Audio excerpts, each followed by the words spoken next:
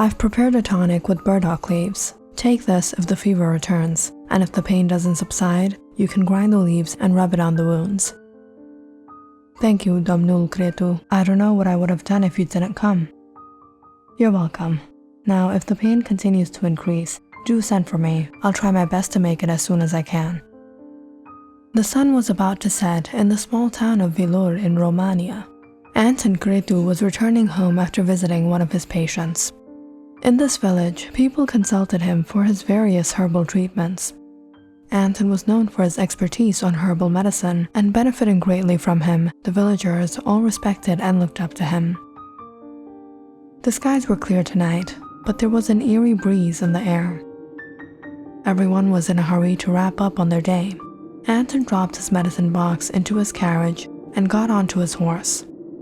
But as he turned around, he stopped to see a group of gypsy women passing by. They had their instruments in their hands, their colorful costumes and jewelry. Anton wasn't very fond of these women. He had seen them here before, though they lived on the outskirts of town. They came here for fortune-telling, performing magic, and spreading malicious gossip. But Anton knew they were only fooling the people. He whipped his horse and galloped off home, where he found his dog, Sergio, waiting for him by the gate. Anton patted the dog's back as his wife, Alina, hurried out to greet him, carrying a pile of dry wood and a torch. How was your day? As usual, tired and quite hungry. Why don't you go freshen up? I'll get your food in a while. We should light the bonfires around the house first, before it gets too dark. Alina, you worry too much. No one is going to enter past Sergio.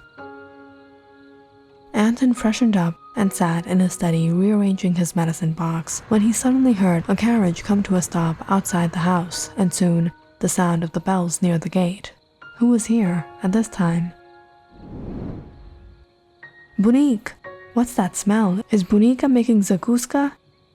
Anton was surprised to see his two grandsons run into the house. Theodore, Gregory, you guys are here all of a sudden? Mama said we'll be staying here for a couple of days. Alina rushed out to see her grandsons playing with Anton and her daughter Felicia carrying a bag inside. Felicia, what are you doing here? At this time? Looking at his daughter's face, Anton could tell he was quite upset already. Alina, let the girl sit down. Felicia, you know these are bad nights. You shouldn't have left your home and traveled here with the kids like this. We've made it safe and sound, haven't we, Mama? What if something bad was to happen? Just the other night, that creature broke into the Alexander's house. They were so rich, they had horses, guards, but it was of no use. The man was found dead. All right, Alina. Now sit down, Felicia. Tell me what's wrong. You father and daughter. Alina turned to her grandsons. How about you boys have some gogosi? Gogosi? With cream? As the boys went off with Alina, Felicia sat down holding her head. Papa, it's Colleen. I caught him having an affair with one of those gypsy women. Anton sighed. Felicia, try to understand. Men do things like this. And this isn't the first time Colleen has done this. Papa, I can't be with a man like him. He has no time for me or the kids. Some nights he doesn't even return home. I know he's with her. Are you going to leave him for these meaningless relationships? After all, he is married to you. You're the mother of his children. No, Papa. This time it's serious. I have a feeling he's going to marry her. Felicia, you're thinking too much of it. Try to calm down. Come on, let's go have dinner. Anton and Felicia joined the others at the table. They sat down to eat, when suddenly there was a loud sound outside, like a heavy gust of wind had broken something. Anton had ignored it at first, but then he heard Sergio barking. Let me go see what happened. No, don't. Anton, this isn't a good sign. Let me lock all the doors and windows. Alina, it'll be fine. I'll be right back. Anton took a lantern and went out. But surprisingly, Sergio wasn't in the front yard. But he could still hear him barking. He walked around the property, spotting Sergio far towards the back, sitting by the fence. He was looking out into the woods and barking non-stop. What's wrong, boy? Eventually, Anton just pulled the dog and brought him inside when he finally stopped barking. What happened? Just some wild animals, perhaps. I'm telling you, Anton, these nights aren't good. Tomorrow's the night of the full moon. Felicia, you shouldn't have left Colleen like this. I didn't leave him. He left us. I don't know where he is. Colleen had gone to the other side of town to meet Rosella. She was one of the many gypsy dancers who performed night shows for their customers. Colleen himself had gone there one night when he first saw her and couldn't help but go back again. But tonight, when he entered the tent and saw Rosella performing for other men, he couldn't bear watch her. When Rosella caught sight of him, she got off the stage to speak with him. I have to work now, Colleen. I can't meet you like this all the time. I told you I don't like seeing you doing this. I told you not to do this. What to you if I dance for other men? You came here just like the others, didn't you? Why? Why do you have to do this? Why are you being so possessive? You don't know why? You don't know I love you? This isn't love, Colleen. Just because we spent nights together, you think you own me? I don't, but I'm going to marry you. You won't have to do this ever again. Hearing Colleen's words, Rosella fell into shock, suddenly tearing up. In all these years working here, she had grown hard-hearted, dealing with all these men. She had never met someone like Colleen, who actually cared for her. I'm sorry, Colleen. I never thought someone could love me. Be prepared. I'll meet you at your tent. We'll get married tomorrow night. As Colleen left, Rosella returned inside. When her master came to speak to her, chuckling, "Looks like you found yourself a good customer." He's not a customer. I've met a lot of men, but he's not like them. He proposed to me. I'm going to marry him. Rosella could see her master wasn't too pleased hearing this. You're going to get married, and you think he won't find out your secret? You know what you are, Rosella. I'm not going to work for you anymore. You'll come running back to me. No one is going to want to own you. Rosella returned to her tent, thinking about Colleen, thinking about their relationship. Would he really be able to accept her how she was? She desperately waited for the night to pass. And the next day, she prepared herself for him. As night fell and the full moon shone bright in the skies, Rosella started to become anxious. Would he come? Was he having second thoughts? Would he break his promise? She had almost lost hope when she suddenly heard the sound of a horse galloping closer.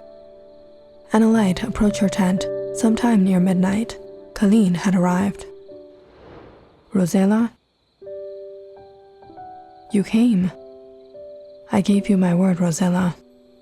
Colleen set down the lantern and took out a handkerchief. There was a ring inside. It took me all day to arrange this, but tonight you will be mine, and only mine. But just as he was to put the ring on Rosella, they suddenly heard a strange noise outside.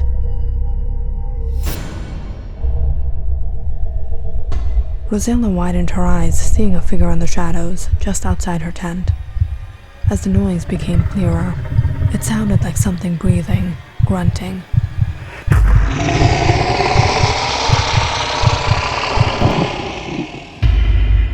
Colleen immediately pulled out his sword and stood firm as the vicious beast ran in, about to jump on them. In sheer instinct, as the beast hovered over him with all his might, Colleen hit its head with his sword. The creature immediately backed down, its left eye blinded, as it whimpered in pain. He picked up his sword, ready to strike again, but the creature suddenly retreated and ran off. Colleen, are you okay? Don't worry, I'm fine. That was the creature everyone's been talking about. I thought it would fight back, but it didn't. Colleen let out a deep breath. Come on, it's not safe here. I'll take you home. That night, Colleen and Rosella got married and returned to his house, where he intended to let Rosella stay until he made other arrangements. But it was near dawn that he suddenly got news from his in-laws' house. "Colleen, what are you doing here? Your father-in-law passed away." "What?" Colleen immediately went to Anton's home, where he found Felicia and the kids all crying profusely. "Colleen, my father, where is he?" Colleen rushed into the study to see Alina sitting on the floor beside her husband. There was a long cut along the side of his face, deep into his skull. "How did this happen?" "I don't know. We didn't hear anything. It must have been an accident.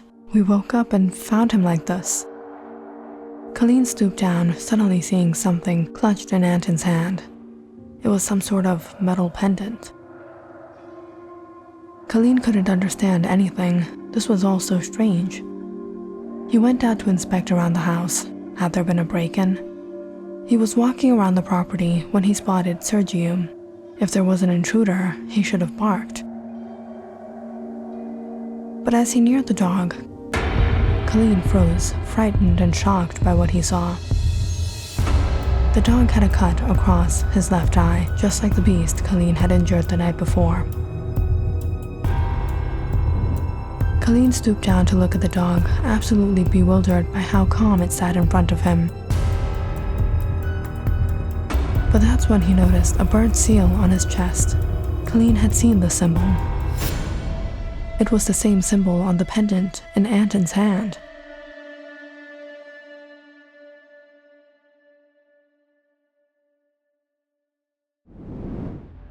Anton Cretu was a very learned man. He held much knowledge on herbal medicine and indeed had benefited many people of his town with it. But his knowledge wasn't just limited to herbalism, but to a realm much greater and broader than that. Anton spent his years studying many ancient books, researching and contemplating on the world around him.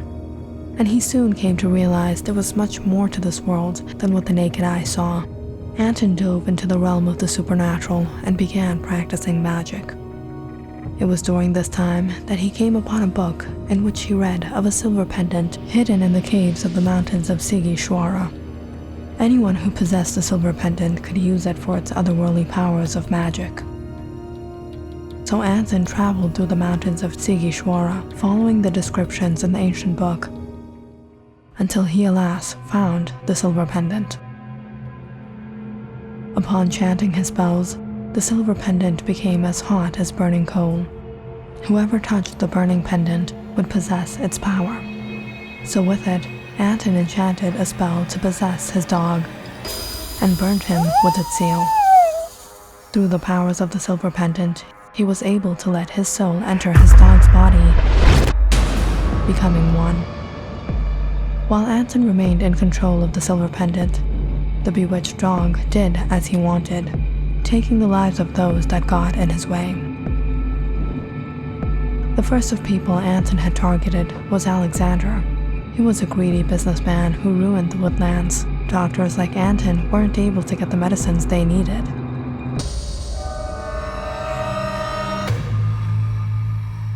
Anton didn't want to harm innocent folk. But that day, when his daughter came home crying, as a father he couldn't help. So he enchanted upon Sergio again and sent him to get rid of Rosilla. But instead, when Colleen injured the dog not only suffered its consequences, but so did Anton. Sergio was able to survive the hit, but for Anton, it was fatal.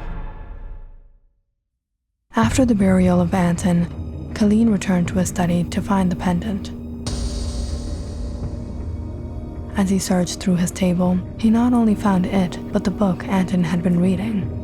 When he realized what happened, he knew he had to get rid of this before it caused harm to anyone else.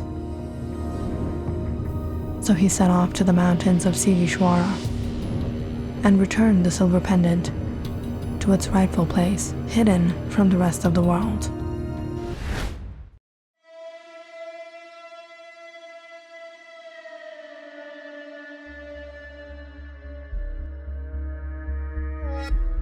Click on the subscribe button and check out more awesome videos on our channel.